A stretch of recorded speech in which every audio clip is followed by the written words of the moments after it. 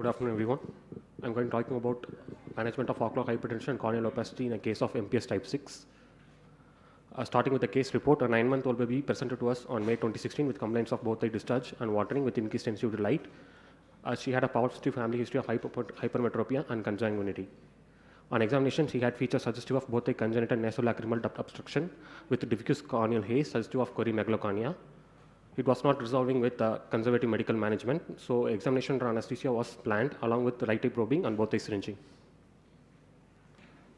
Examination under anesthesia revealed normal horizontal corneal diameter of 13 mm and normal features of optic disc, which rules out congenital glaucoma. She was followed up regularly. The complaints got reduced. On July 2017, she was referred to pediatrician with the suspicion of mucopolysaccharidosis, as she had these characteristic skeletal features. And on complete systemic evaluation with molecular genetics, she was diagnosed to have MPS type 6 syndrome. After 3-year lapse in follow-up, she presented to us back on September 2020 and is on regular follow-up till now. On each follow-up visit, all the necessary investigations were done. This is the IOP chart of the patient. IOP is usually in the 40s range. During her last follow-up, it was around 55. During her last follow-up, she was underweight with a BMI of 15.84, high hypermetropic correction, telecanthus, and corneal haze over limbus to limbus. Both eye B scan revealed no evidence of disc cupping.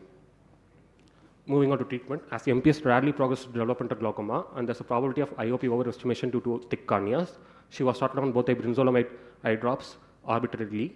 These are the parameters of her last follow-up visit. Low vision rehabilitation with video pocket magnifier and dome magnifier was given. Tinted glasses were given to relieve her of photophobia. There was a drop in visual acuity from the previous visit, so both the penetrating keratoplasty possibility was explored, but it was deferred due to chance of recurrence or rejection, and also patient had a clear ambulatory vision with fixation to light with no signs of nystagmus. So she was advised to continue both the brinzolamide eye drops and to review periodically. Moving on to review of literature, MPS type 6 or Murare syndrome is of autosomal recessive inheritance. It is due to mutation in the ARSB gene, which is located on the long arm of chromosome 5. Which results in an accumulation of dermatan sulfate and chondroitin sulfate. Incidence and prevalence depends on the ethnic population. High rates of endogamy and parental consanguinity will determine an increase in prevalence. In India, it is yet to be estimated. These are the clinical features of MPS type 6 patients. They will be of short stature with the dysostosic multiplex will be present. And these are the ocular manifestations: corneal clouding, ptosis, acute and chronic angle closure open angle glaucoma with optic nerve atrophy and papillary edema. Progressive corneal opacification is one of the major contributors to low visual acuity.